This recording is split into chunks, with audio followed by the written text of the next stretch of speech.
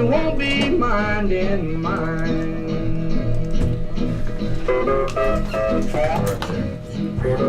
Welcome back, everybody, to what's her name? Mind Your Own Business with Doug and Ed. AM 1220 KHTS.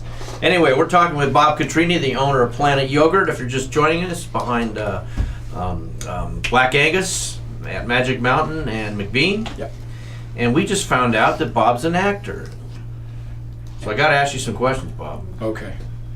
Who do you think should be? What's the best movie? Is that the category for the Academy Awards that are coming up Sunday What did you like best that you saw of all of them? For my money, Lincoln.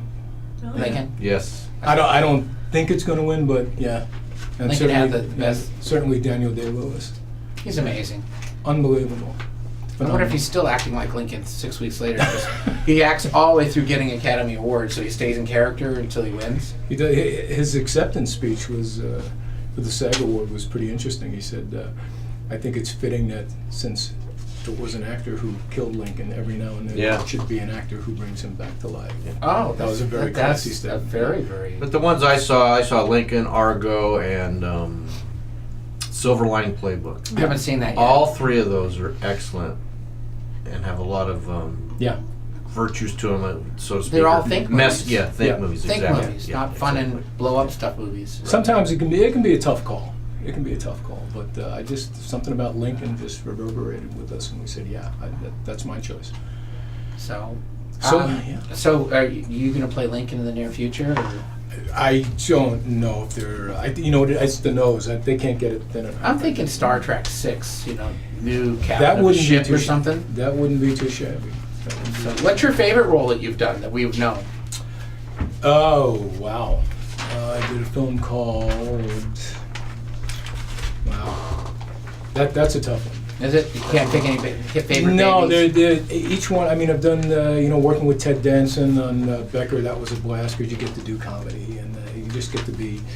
Although you play it straight, and that's really where most of my comedy comes from. But people ask me all the time, "What do you play?" And my standard answer for 20 years has been, "No, it's easier to explain it this way. I'm not the dad at the side of the field rooting his son on the soccer field. Right. I'm the guy who either kidnaps the kid or the guy who shows up to catch the guy who kidnaps the kid. That's when my phone rings." So you're usually the savior or the bad guy. Savior or the bad guy. It also depends if they need an accent too. Sometimes it's got to be Scottish, They just want that conversation. Sometimes it's got to be Sean Connery. I like Sean Shaken, Connery. not stout. It's like, can I get some more tea? I mean, who's going to say no to And what did you play in G.I. Joe 2? G.I. Joe 2, I'm the Israeli president. How does that sound? That I have to work. My agent called and said it was after a week of doing Scottish burrs and very heavy from the KGB Soviet, And he said, "Can you do an Israeli accent?" And I said, "Of course I can." He said, "Good, you're going in on Monday." I hung up the phone and Peg said, "You do an Israeli accent?" I said, "No." But I'll know by Monday. And I worked it out enough. So let's hear it. It's not one that's in my repertoire. Oh, so you have to do it for each yeah, scene? but the thing that's interesting about Israeli dialects is that a lot of it is Middle European, Eastern European rather. So it could be, if you have the inflection, and what is it you want? What is it you're looking for? I think it's more of an attitude than a sound. Yeah. Without naming names, Yes. Is there some actors that are really fun to work with and some that are difficult to work with?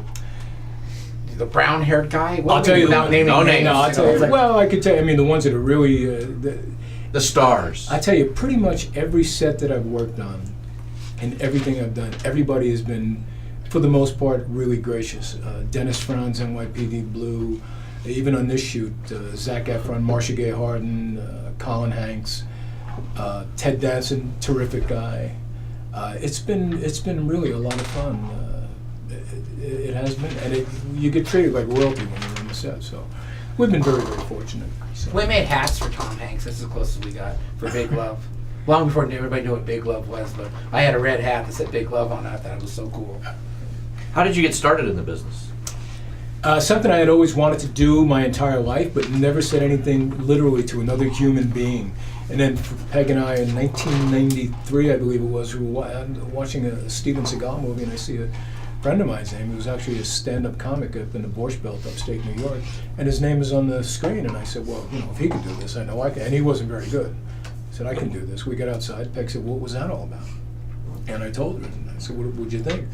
She said, I think it'd be great. So we put our deli up for sale, and next thing you know, I started studying for 2 years, and 14 leads on stage later, and a bunch of commercials. Wow. Then You beat the odds. That's Okay, for sure. so fast forward many years later, you're in Santa Clarita, Yeah. and you open a yogurt shop. We wanted to, we took the G.I. Joe 2 money, and we wanted to build something and create something with an income stream, and also just, you know, have. And you already beat the odds to be an actor. To try to be a yogurt shop can't be that much of a stretch. Yeah, it wasn't. I mean, you know, it's not rocket. What do you think the odds are better of? We're gonna find out. We're gonna find out. Yogurt shop. Yeah. You know, acting is a profession where 98% of the people are are unemployed at any given time. So I've been very fortunate. A lot of people have been very, very good to me. So I can't complain. But we wanted to create something, and so we did. And if there are people who are sitting in the theaters on March 29th and they say, "Wait, isn't that Bob who owns Planet Yogurt?" If that's what brings him in the door, all the better. That's it. You're gonna take credit for like 67 theaters being full on the day it opens. I hope so. Bob, we really appreciate you coming to see us. Thank Your you, yogurt guys. is fantastic. Thank it you really so is, much. folks, and you got to go taste it. Tell them again where to find you. We're in the corner of McBean and Magic Mountain, between Tilly's and Z Pizza, Pavilion Shopping Plaza. And I have to put a plug in. He honors the scorecard, and he's the only one that has turbocharged stickers on the window because they're on both doors. Okay, Like so suicide sell your doors. card. You bring your card in. Bring the 25 scorecard And and, what do they show get? up. Absolutely, 10%. 10% off. Wow, good deal. And you shouldn't combine your fundraising with your 25 scorecard. That would be double dipping. But knowing Bob, he probably does both. Yeah, we But just- did honor a couple. Help out your local community and enjoy the camping / sports bar / Yeah. best yogurt in Santa Clarita. If you missed the first part of Bob's segment, his store is unique with 5 TVs, tables outside, camping chairs. There's blankets if you get cold. It's a great place to take the kids and hang out and have some great yogurt. The only Bob, thing he doesn't do is thanks for wash your coming. car. All right, We want it to be everybody. an experience. We'll be back in a minute. You're listening to AM 1220 KHTS. Mind your own business with Doug and Ed. Good job. Guys, thank you so much. Hey, thanks for coming.